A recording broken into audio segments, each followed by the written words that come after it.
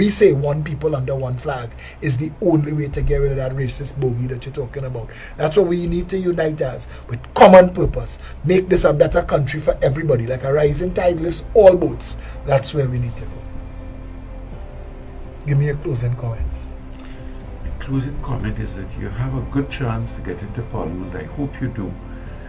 Because even though it's, in my opinion, 60% of the country condone, accept, and even support corruption, if you could solidify the 40% who are God-fearing and have a public conscience and a personal conference into one unified body, that 40% could beat the 60, because the 60 would be split in two. If you could solidify a group, a moral majority, who might be a minority, then there is a hope. I want to say to you, no offense, I admire your energy, I admire your faith, I admire the hope that you have for the country, but there are times, even me, at my age, I become disillusioned when I see that it's Philip against US. It's Philip alone talking, it's Philip alone writing, Philip alone speaking. I pick up my phone on the morning of the storm, I listen to you talking about the storm, about what you would have done if you were there, and so on. I said to myself, the guy is making sense. Nobody in this country, Philip, I shouldn't say nobody, but very few persons in this country are really interested in the matters we should speak about here. I'm to be honest with you.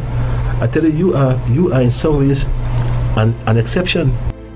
I applaud what you do. I applaud your message on point, your fearlessness. I hope that our people wake up, Philip. I hope our people wake up. Listen, part of the reason why I tune in to hear you so often is because a lot of the things that I hear you say about society are the things that I say to myself about sport. You know that I am somebody who is always paying attention and always, I think, willing to listen to people who I think have good ideas, and it's why I'm tuned in so often to what you are doing on a nightly basis. I personally have no hesitation at all in endorsing Philip Alexander and his PEP party and all the members who are going up for elections. I ask you, the people of Trinidad and Tobago, to stand by them, right? And on Monday morning, go and vote for them. Vote for them. Forget the other people. They've been there for years and years, and they will no doubt continue to be there. But we want a fresh ball, a fresh, new dispensation. It is, I feel so strongly about it that I think that the PEP is like the resurrection of hope for Trinidad and Tobago.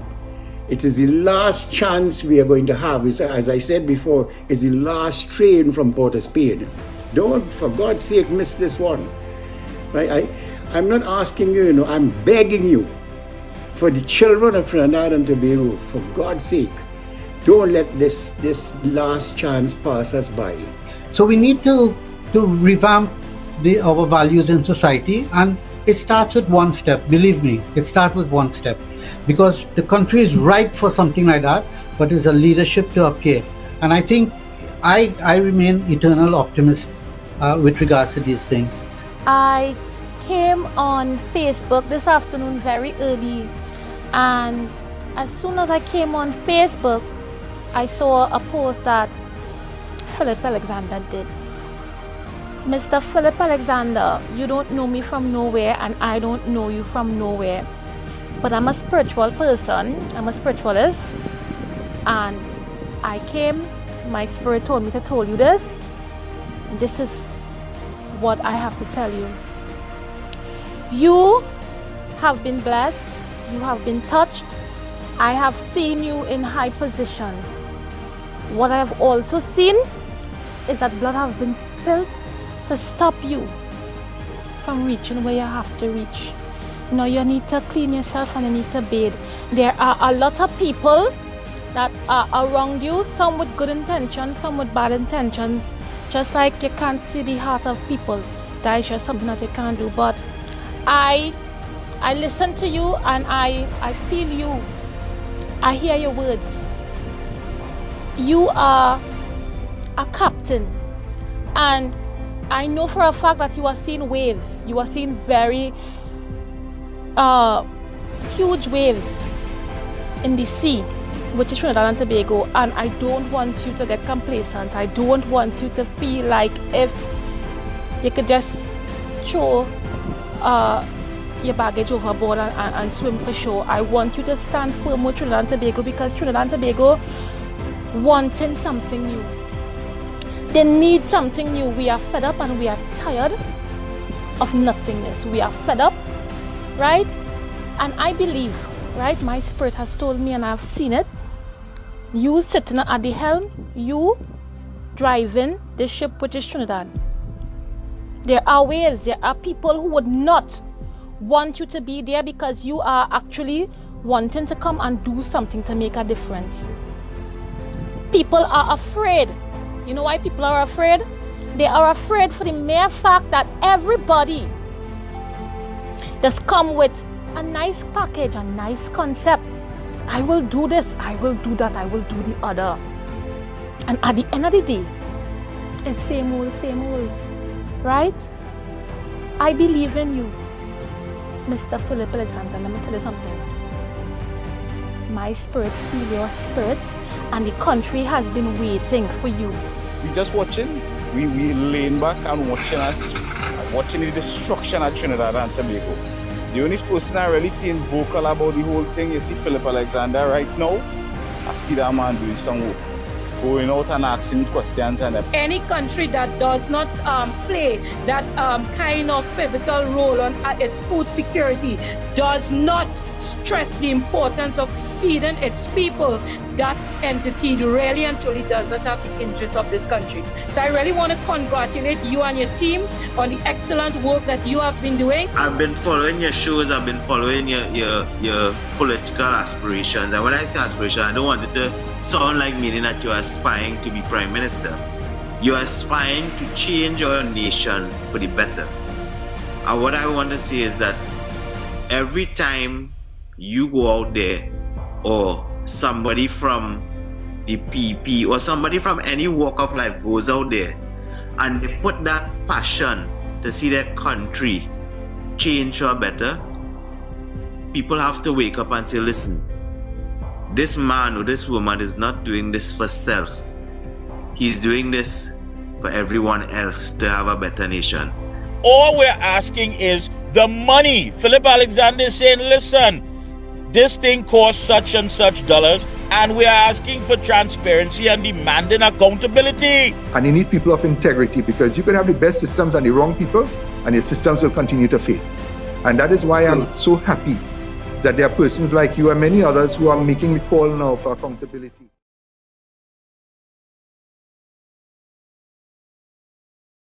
Good evening. Welcome to the final of our virtual campaign shows.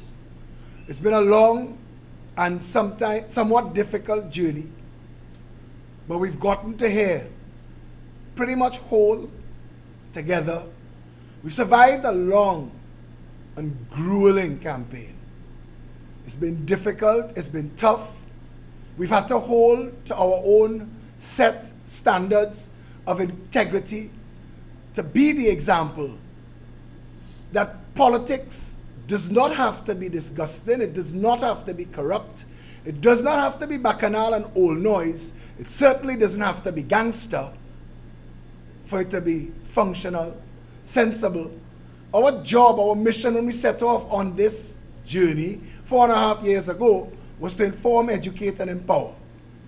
Looking around at the national conversation, listening to the change from roti politics and roti wars that dominated the conversation prior to January 18, 2017, when the Progressive Empowerment Party came on the scene, I think we could say we've pretty much done what we set out to do. Looking at my candidates, and yes, I consider them my candidates, looking at my candidates and how far they've come and how much they do and how inspiring they are, fills me with a certain amount of pride. Today on a radio show, the host said to me, you have chosen not one name, not one brand, not one recycled politician. Nobody trained at this. I said precisely. It was to prove the point that politics is not what we make it out to be in Trinidad and Tobago. That the average person, as long as they have heart and compassion for other people, love of country, civic-mindedness, patriotism, all these cliches that we throw about.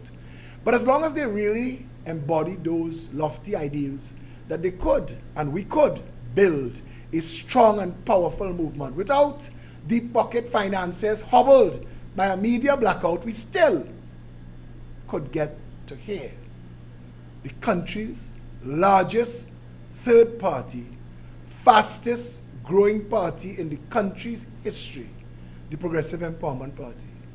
Later on tonight, you will meet all of our candidates who are ready for the 2020 general election, seeking your vote. Now, I'll tell you why you should give it to them. At the start of the campaign, someone said to me, the way the PNM and the UNC are campaigning, you would swear they've not been in government for the last 30 years, that they've not been in office, that they've not had $1 trillion to spend between them in the change exchange. And it got me to wondering,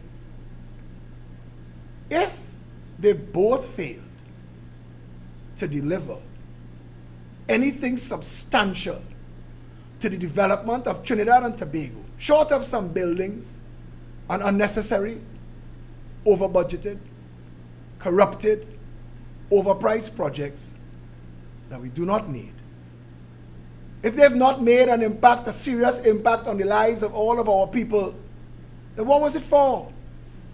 And more importantly, on August 10th, if they both failed, and you know they failed, because your only argument in defense of one is to compare the failure of the other, then what are you voting for? I want to give you 2 examples of failure in government. Keith Rowley announced that his PNM party, if chosen to form another government, would give citizens of this country $250,000 starter homes at 0 deposit, 0 interest. Sounds familiar? If it does, it's because you've been paying attention to the Progressive Empowerment Party. And we launched with a sneak peek into our manifesto called 21 Policies at a Glance. And it's available to you right now on 21policies.com. And the #1 item on our 21 policies was home ownership for all. But the more astute among you who've been following my personal career as a social and political activist would remember all the way back to 2011 when the United National Congress was in power and I appeared on an episode of Hema Ramkissoon's morning show. And I said to her, if the government, and it was a Monday morning, and I remember that because that night there was one of the UNC's Monday night stunts. And I remember saying to her that if the government wanted to change the lives of people in this country, the government would offer 0 deposit, 0 interest loans for starter homes that would generate development of the family in this country and would end crime and propel our people forward on a totally growth trajectory. And that night, Kamla Prasad-Bissessar, in her Monday night forum, said that that was always the UNC's plan. And Colm Imbert said in response the next day that the PNM was always going to do that. How many years ago? And when Keith Rowley decided to copy it from the Progressive Empowerment Party, if he was serious about offering 0 deposit, 0 interest starter homes to people, we announced it in 2017. Why didn't he do it then? Why didn't he do it in 2018? If he was serious, why didn't he do it in 2019? Or even this year, 2020? Why didn't he do it? Why must it be a promise? There's an old saying, a promise is a comfort to a fool.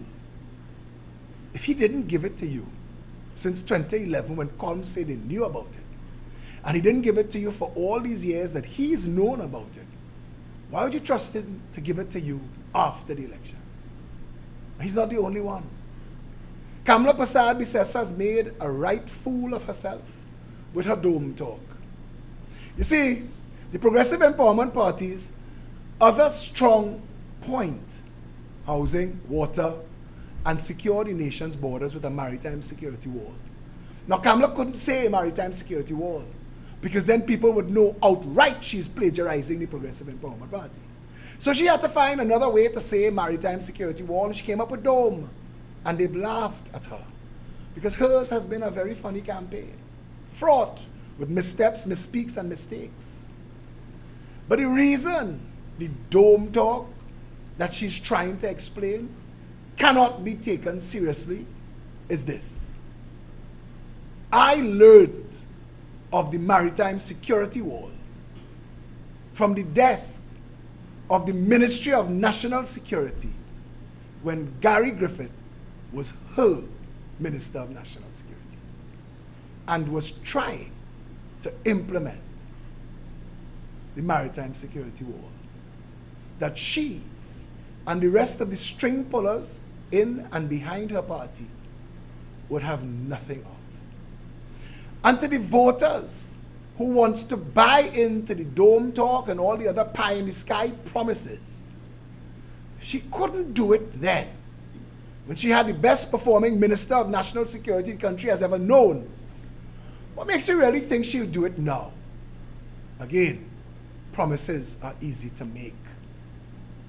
If these two parties have not delivered while in actual office, what does that make you believe that they'll deliver after you vote them back? Our country is a mess. We say nothing to work. And we say it seriously to wake you up. Because you know nothing works. You know it as a fact. You look around your house tonight while you're watching this show. If electricity has not gone, if the Wi-Fi signal that you are watching it on your phone or computer hasn't frozen up, if you're still seeing me, look out your window. If you're not looking at the world through wrought iron bars, you're not in Trinidad. Get up.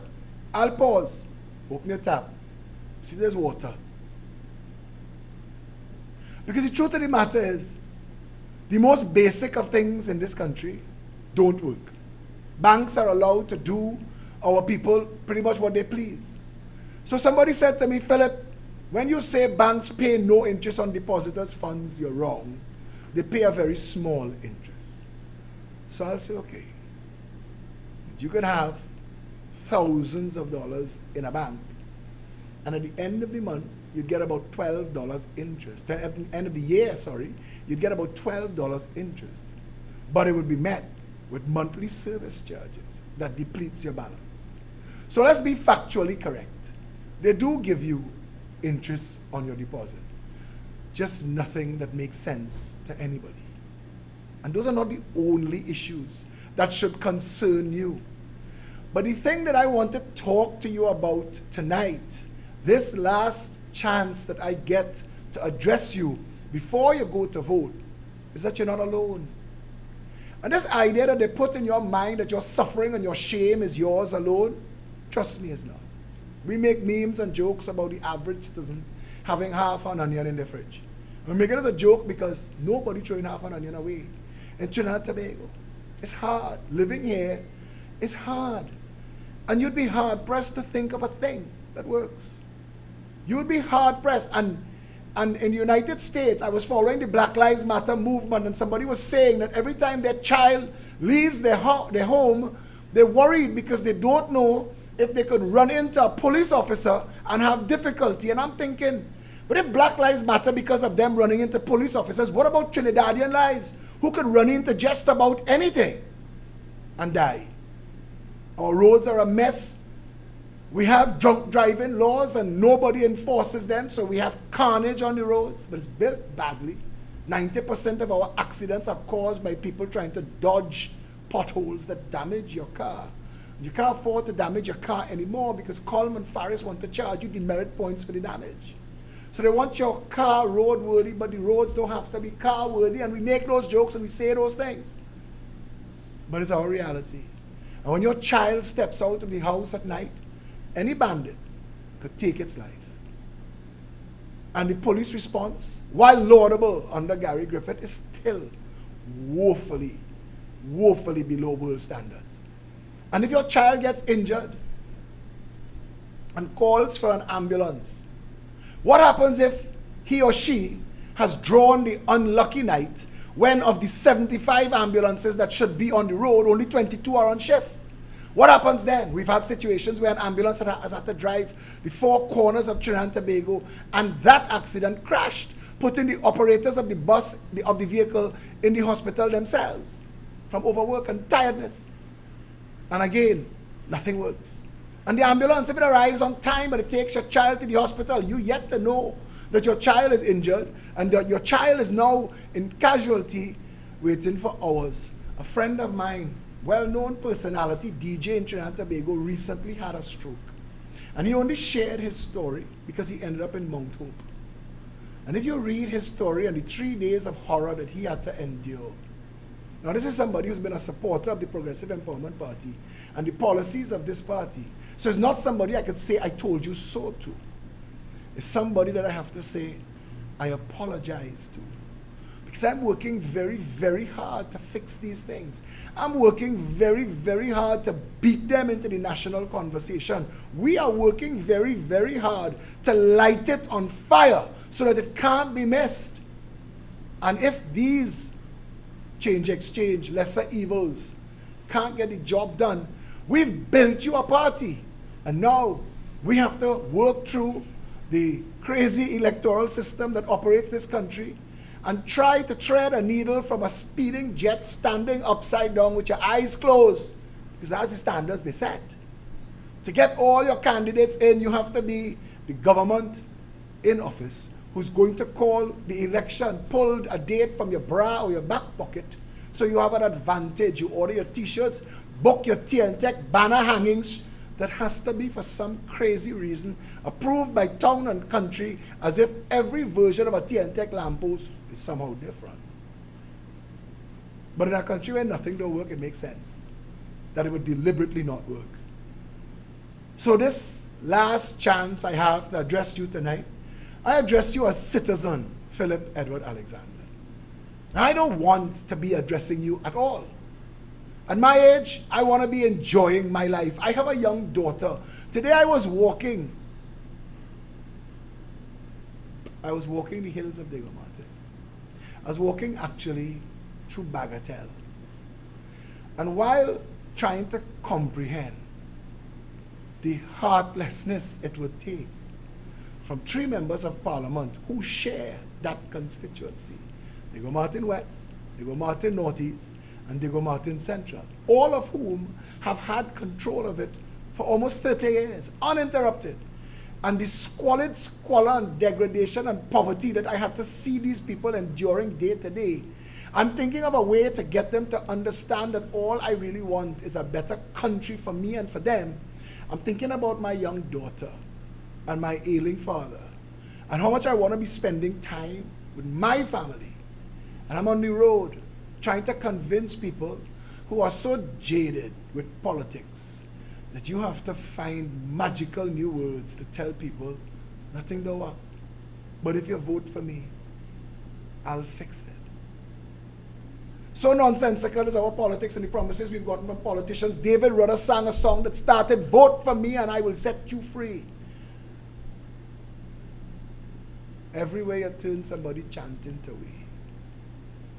And we know those words like we know we like it so, and we know those words like we know we jamming still, and we know those words like we know lesser evil, change, exchange.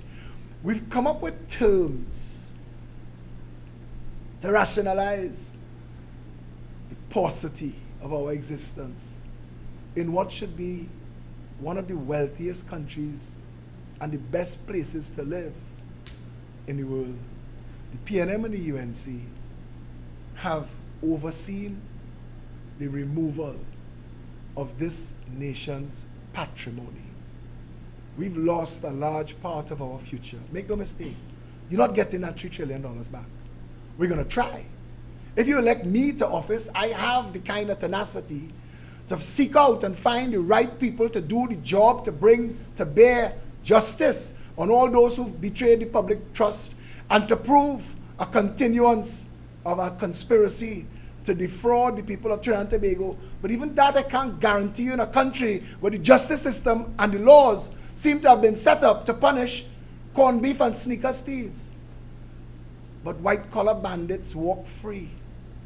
We've spent $150 million trying to prosecute the airport bandits who made off with over $1 billion. We've spent I don't know how much trying to even come to terms with those who followed on. When Keith Rowley told the nation in 2009 that he went to the Prime Minister in August 2003 and told him that there was massive bid rigging and corruption taking place at Udicott, and that it stank to high heavens, and that it was 10 times worse than what took place at Piarco. And Keith Rowley is the one who told us about the billions that were stolen at Piarco. It boggles the mind that not one of these people have been brought to justice. Not one. Not one of our rogues gallery, and you could call names from Francis Privat and Sam P. Wallace, and you could talk about the TriStar and the Twin Towers, the Central Bank Twin Towers. You could talk about the Foreshore Freeway that was notorious for being the most expensive quarter mile of highway ever built in the world.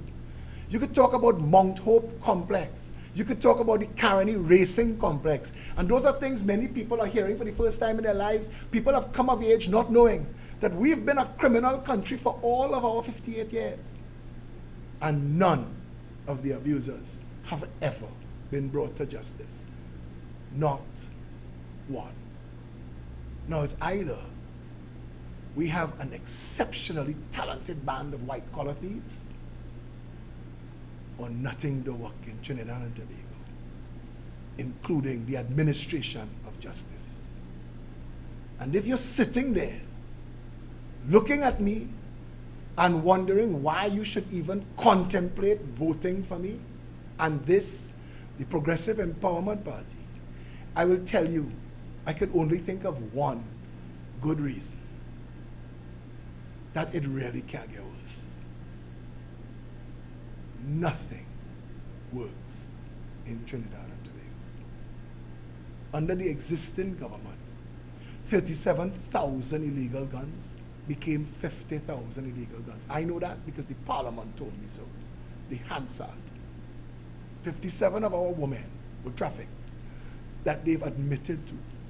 57 of our women were captured, kidnapped, bound, gagged, and taken to destinations unknown.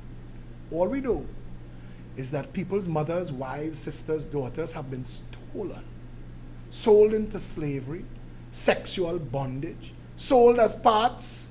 We don't know.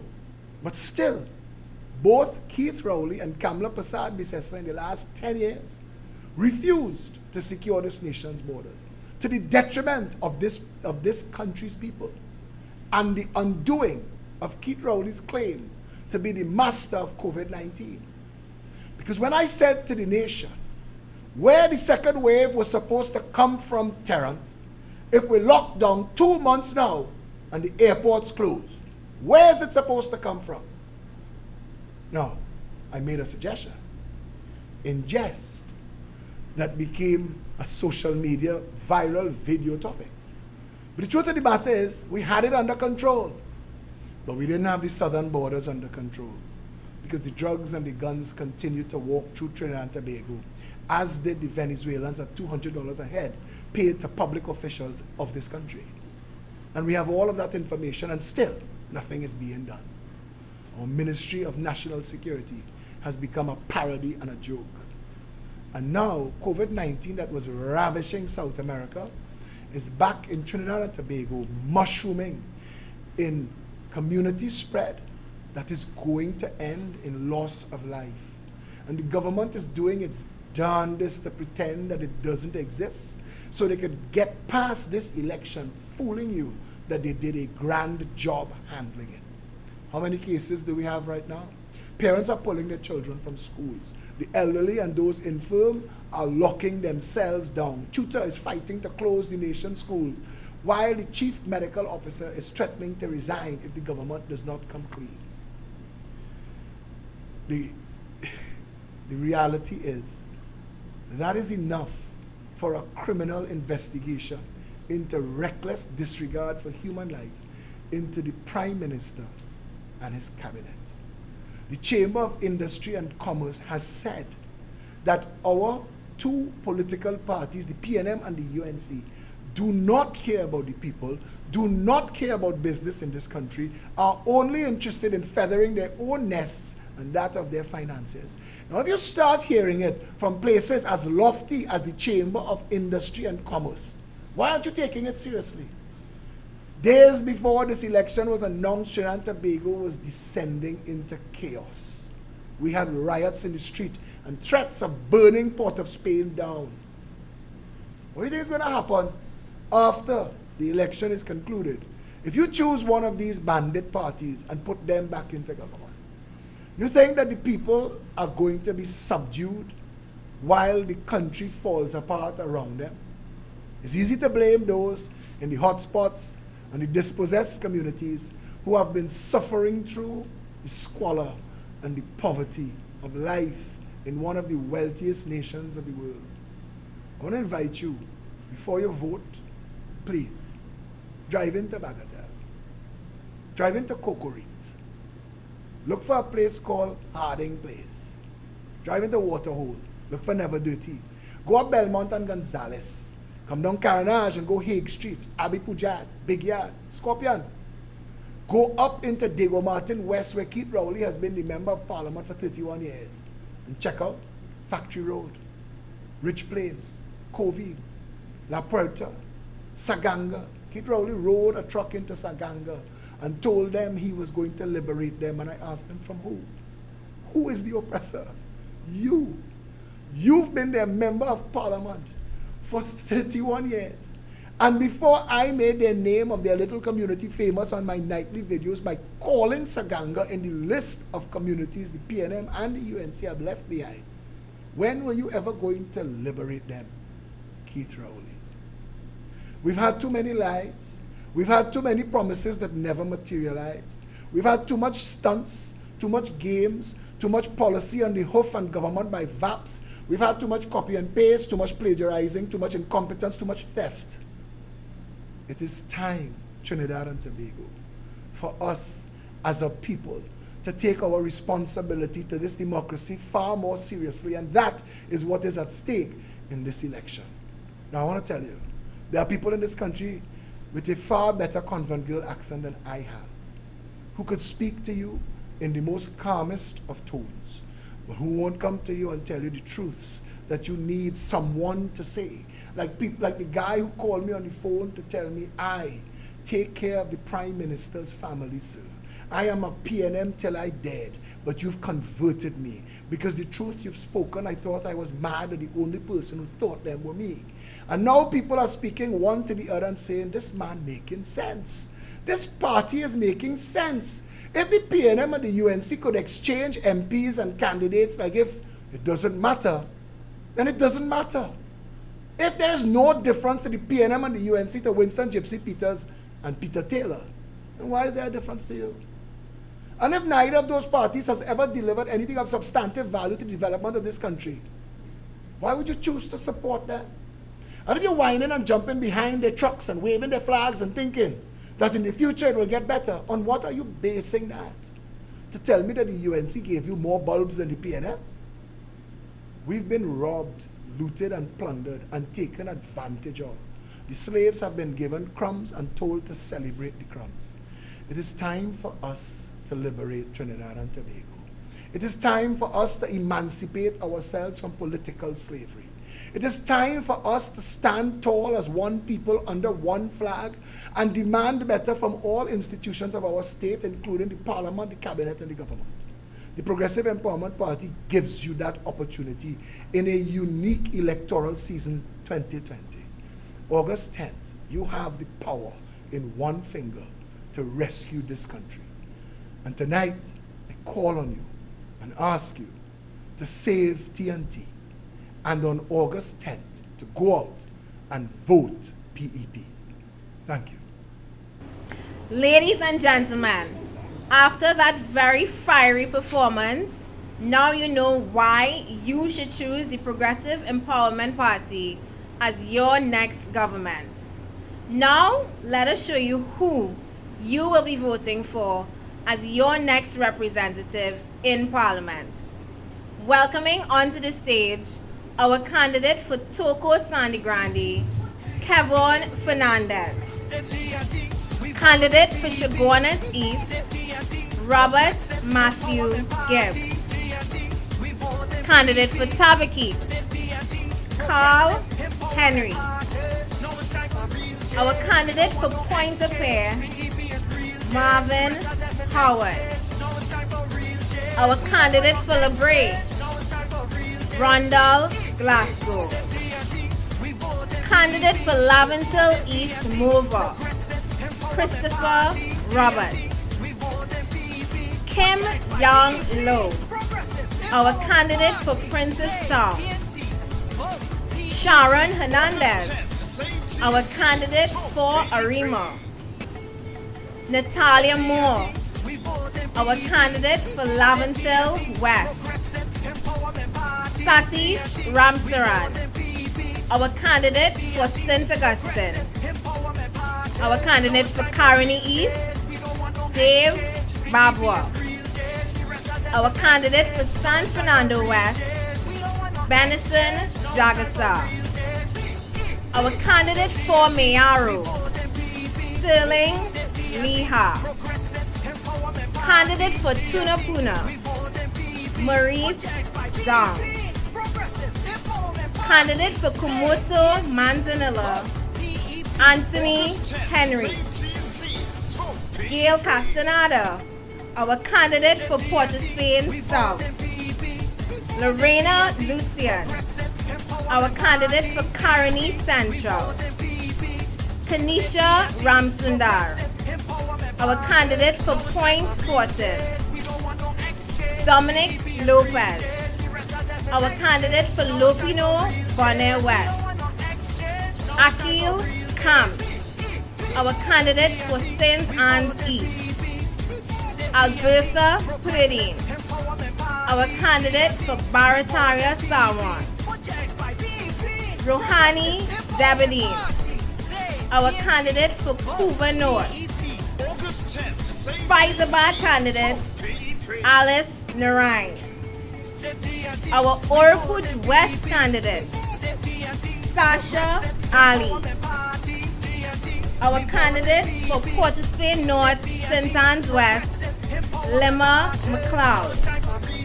Our candidate for La Hocketa Talparo, Bennett Thomas.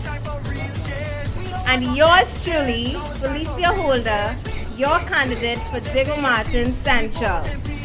And welcoming onto the stage, PEP political leader and candidate for Diego Martin Northeast, Philip Edward Alexander.